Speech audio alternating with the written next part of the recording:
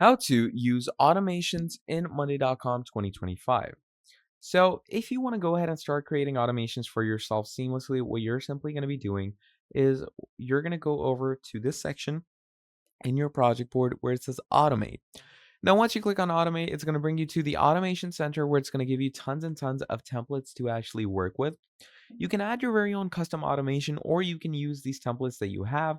So it says when an item is created, assign creator as a person, or when date arrives, notify someone, or when status changes to something, notify someone. So I'm going to go with this. Okay. So when an item is created, assign creator as, you could go with yourself as the person. So you're going to create that. Now, once we've created this automation, let's go ahead. I'm going to add this task. I'm going to enter that in and you're going to see that I'm going to be assigned as the owner. There we are. So that is how you're going to be using an automation in Monday.com in the easiest way. Thank you for watching till the end, and I'll see all of you next time. Have a great day. Goodbye.